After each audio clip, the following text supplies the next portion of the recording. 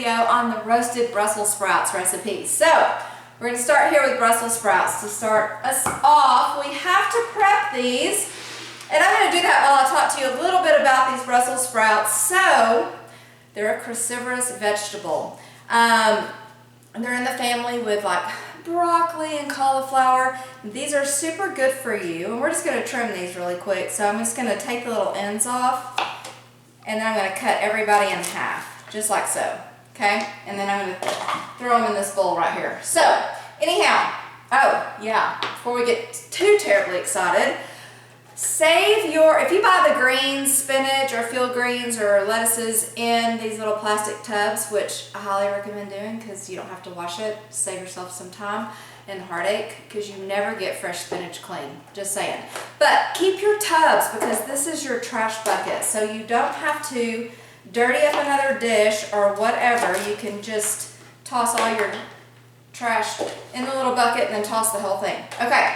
Back to Brussels sprouts. They're a cruciferous vegetable, which means if you have a thyroid condition, do not eat these raw. That includes broccoli and cauliflower and kale, which I know a lot of people are trying to be healthy and they'll do those things raw or on their salads or in their smoothies, especially like kale in the smoothies. So if you're suffering from hypothyroidism, you're on thyroid medicine, it counteracts your thyroid production, so don't do that. But cooked is great. Cook them, you're good to go. So we're just going to trim these little babies up. These are also kind of bitter. Broccoli and cauliflower and kale and Brussels sprouts all tend to be a little bit bitter, and the roasting of them will bring out natural juices and sweetness, but still a little bitter. So most people, at least in the South anyway, will add sugar, and you've heard of adding sugar to your greens and that kind of thing. Well, we don't want to really do that for health reasons, obviously. We're trying to cut back anything that we possibly can, sugar being a main one, especially for a lot of people these days. And if you're going to try to eat something healthy like a Brussels sprout, you don't want to totally negate the health benefits by just drenching it in sugar. But if it's not going to be palatable for you or your kids, then you're not going to eat it anyway. I don't care how good for you it is. So the way we're going to fix that is we're going to add lots of nutrition and health benefits by adding our fruit flavored vinegars. And I'm going to show y'all a bunch of different ones that work really well with Brussels sprouts, but also they work really good in place of salad dressings on salads or anything else that you want to do. I use them a lot of times in my ice creams, so you guys can tune into those videos. Lots of health benefits in your vinegars. They've got minerals and certain vitamins, but they also aid big time in digestion. So they help with digestive enzymes naturally and help you digest carbs, fats, and proteins, things that are maybe a little bit more difficult to digest. People find that they either really love vinegars or they hate vinegars. Now, these are, like I said, fruit-based. So zoom in. I'm going to show you guys a few different ones. This one is from Oil and Vinegar. It's a store. When I went and visited my brother in Dallas, we went here, and it is called Elderflower Apple Lime Balsamic Vinegar. It's obviously a white balsamic vinegar, which is determined by the grapes, so it's white grapes, right? But it is super yummy and super sweet. You can totally order this online. I love it. I marinate all sorts of things in this, but the Brussels sprouts is one of them. But I haven't always had this. So in the past, what I have done is they have pear infused, and this is the Alessi brand, and it's got all your good ingredients like the sulfites and all that good stuff. And it's really sweet. It's got kind of a hint of pear. It really goes great with the Brussels sprouts, and you can find this one at any grocery store. Well, maybe not Walmart, I'm not sure, but any like H-E-B, Market Street, Albertsons, any health food store is going to have this brand. This same brand, and this one is the White Balsamic Raspberry Blush. Super yummy. It would go really great with this as well. Or there is this one. Now this is Napa Valley. You can find this at Whole Foods, H-E-B, Market Street, and any of your like natural grocers, health food stores.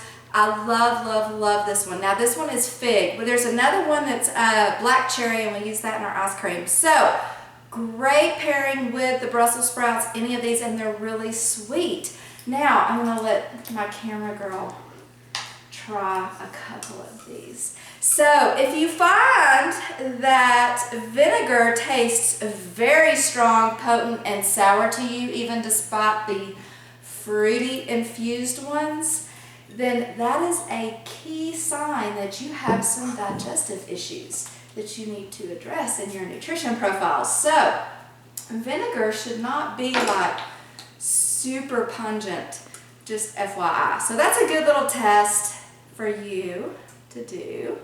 Okay, camera girl, I'm gonna make you try one on camera. Let's just flip her around. This is Mary. Everybody say hi, Mary. Now she is trying the one we're gonna use in this recipe, which is the apple lime one. And it is a very light, and you can't hide the face. Oh, yeah. So if it was too bad, yeah, you can't hide the face. It's really good, isn't it? It's really sweet, isn't it? Okay, so, all right, we're trading again. Good job. So if you want to, sometimes I will just, take a swig of vinegar and see how it is. We are going to use this one, but like I said, any of these other ones would pair really great with the Brussels sprouts. And, just drizzle a little bit, I don't know, 2 to 4 tablespoons. You don't want it swimming. I mean, vinegars can be expensive. They don't go bad. Keep them in your pantry, in the dark pantry. They last forever, pretty much. But you don't want to, waste anything either. So you're just going to make sure that everybody is evenly coated. You can zoom in on that so they can see. And I am going to just make sure everybody's got a little leaven in here. And if you need to add a little bit more, you certainly can. And we are going to roast these. And that roasting brings out the natural sweetness and juices in anything, and it helps them caramelize, and everything gets just super flavorful and sweet through the roasting process as well. So that's really going to help with that too. So on to that part. Let's swing around this side. Guys, buy yourself, these are called jelly roll pans. These big, heavy duty, high-lipped sheet pans. These are not cookie sheets, they're called jelly roll pans, but I don't know if y'all have Sam's, but in Odessa we have Sam's, and you can buy, I think, a 2-pack for $10 or something really cheap, and they are wonderful. They don't warp and bend in your oven like some of the cheaper ones do, and so you'll be cooking and then it warps and all your stuff pops off. Yeah, you don't want that. So buy some heavy duty sheet pans. They should last you forever if you take care of them. Do that by lining them with foil. Normally I buy that big giant roll of heavy duty foil. Of course I ran out, and it happens. So I am using heavy duty, but it's not the big giant one, but it's still gonna work just fine. Line your cookie sheets or your jelly roll pans, either one. Saves you lots of cleanup, and it extends the life of your cookie sheet. Now we're gonna use coconut spray. This is coconut oil. I'm very, very, very picky about what kind of oil I use, when I use it, and how I use it, which the more videos I do and the more y'all learn about this stuff, you will learn all of that as we go. But for this purpose, we are going to use a little bit of this. Now, there's different brands. Spectrum had one, but I cannot find that brand anymore, and I found this one, which I actually think I like better. It's unrefined, it's cold pressed, which is, your buzzwords for the coconut oil, or for all the oils really. And we're going to spray the bottom of the cookie sheet. Now, that is just to keep, because it has sweet vinegar, from burning and sticking, and to keep our Brussels sprouts from burning and sticking as well. But we are going to now just add these Brussels sprouts, and I'm going to spread them out on here so they're on, and you can do as much of this as you want. You could get, a couple pounds. This is almost a pound, I guess. But these are good looking big Brussels sprouts, so I thought that was plenty for us. And I'm going to use kosher salt. It's got 1/3 less sodium than even sea salt, which has less sodium than your regular table salt, iodized salt. Plus it tastes really, really clean and it tastes a lot better. So if it tastes better, you're going to use less. On top of that, it's a third less sodium than the other ones. So you're really able to add a lot of flavor, which salt is for. Salt also serves a purpose. It draws out moisture from your vegetables. So it's really important that you use salt properly. I know a lot of people think I have to do salt-free because high blood pressure or whatever, but really it has a purpose as well. And if you're not eating a lot of junk and a lot of processed foods and a lot of fast foods, you're okay cooking with kosher salt. You're going to be just fine with your blood pressure. So always buy kosher salt. You can find it at any grocery store. I'm going to just take a pinch. My pinch is half a teaspoon. You know how I know that? Because I did my pinch and I measured it out. So if you want to be a pinch, what I call a pinch cook, then do that. Take some, in your palm and take half a teaspoon and see what that looks like, and you'll know. Everybody's pinch is a little different because your size is always different, but that's how you learn how to not have to measure, and I'm all about not doing dishes, just so you know. So if I can get away with eliminating a dish or two, I'm going to do it, and being a pinch cook really helps with that.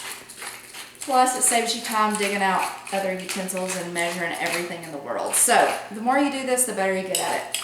Fresh cracked black pepper, that is it. We're going to throw this in a 425-degree oven for 30 to 45 minutes. Kind of depends on your oven. It kind of depends on what's going on, but we're going to put it in the middle rack for 30 to 45 minutes. What you want these to do is get a little color on them. Don't burn them. But you want them to really have a bright, bright green color and have a little brown kind of caramelization on them, and then pull them out.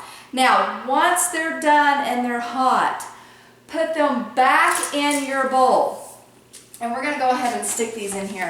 But I'm not going to make y'all watch for 30 or 45 minutes while they cook. Put them back in your original bowl. When your vegetables are hot, they're going to absorb a lot more flavor. So at that point, taste one. And if you think, ooh, I can add a little bit more vinegar, the sweet vinegars, then add a little bit more of it. It's going to absorb a lot more of that flavor. Save the bowl because you'll have a little residual vinegar in the bowl. So just why dirty up another dish? And at that point, too, you can decide if you have kids, and you think, well, they're probably not going to eat it unless it's a little sweeter. Don't add honey, don't add sugar, just add a few of the dried cranberries. They go really well with the Brussels sprouts. And I'm not a fan typically of dried fruit because it's really high in sugar, and it takes a lot of liquid in your tummy to digest it. And so if you've noticed, if you eat like trail mix or lots of nuts and dried fruits and things, it's just really high in calories. But that is so low in calories, you can eat, a tablespoon would go a long way with that, and it gets your kids to eat it or gets you to eat it, then it's worth the compromise there, right? Okay, so pretty much that is it for your roasted Brussels sprouts. I hope y'all enjoyed the video. I hope you enjoy the recipe. And be sure to follow me on Facebook and YouTube and my Twitter, and look for my cookbook coming out with lots more recipes. Thanks, y'all. Bye.